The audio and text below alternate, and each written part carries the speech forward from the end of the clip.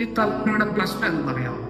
അവരുടെ ആത്മീക അന്ധതയ്ക്കകത്തകപ്പെട്ടു, അല്ലെങ്കിൽ സ്പിരിച്വൽ ബ്ലൈൻഡ്നെസ് പിടിക്കപ്പെട്ടു. 2 രാജാക്കന്മാരുടെ പുസ്തകം 6-ാം അധ്യായത്തിൽ അതിന്റെ 13 മുതൽ 18 വാക്യം വരെ നോക്കിയാൽ നമുക്ക് കാണാൻ സാധിക്കും. 6-ാം രാജാവ് വലിയ സൈന്യത്തെ എലീശ പ്രവാചകനെ പിടിക്കാൻ തന്റെ വീടിന് ചുറ്റും വന്നു നിൽക്കുന്നത്. അന്നേരം പ്രവാചക ശിഷ്യൻ അല്ലെങ്കിൽ ആ ബാല്യക്കാരൻ കണ്ട് ആ സൈന്യത്തെ കണ്ട് ഭയപ്പെട്ടിട്ട് പ്രവാചകനോടൊന്ന് പറയുകയാണ്, വലിയ സൈന്യം നിൽപ്പുണ്ട്, നമ്മളെ പിടിക്കാൻ. അന്നേരം പ്രവാചകൻ പറയുന്ന ഒരു കാര്യമുണ്ട്, അവരെക്കാൾ അധികം നമ്മോട് കൂടെ.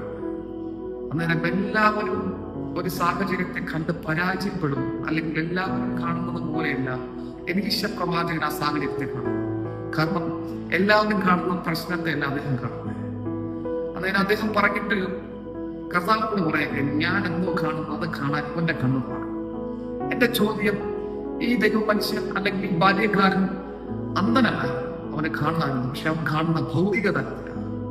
ഭൗതിക തലത്തിന്റെ ബാക്ക്ഗ്രൗണ്ട് സ്പിരിച്വൽ, അത് കാണാൻ എന്റെ കണ്ണു തുറക്കാൻ.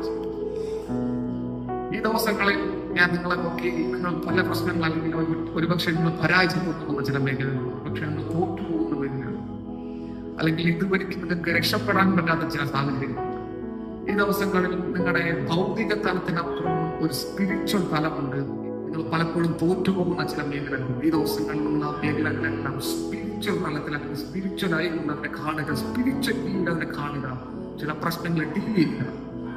കർത്താവ്, ഞങ്ങൾ ഒരുമിച്ച് പ്രാർത്ഥിക്കണം. കർത്താവ്, ഒരുമിച്ച് പ്രാർത്ഥിക്കുന്നു ഈ സമയത്ത്. എന്നെ സോഷ്യൽ മീഡിയയിലൂടെ അടുത്ത ദിവസങ്ങളിൽ വീഡിയോ വാച്ച് ചെയ്യുന്നു പ്രത്യേകം പ്രാർത്ഥിച്ചു.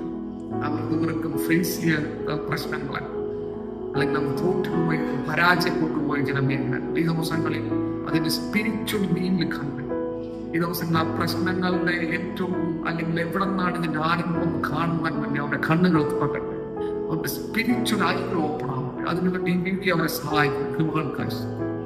യേശുവിൻ നാമത്തിൽ ആമേൻ. May God bless you.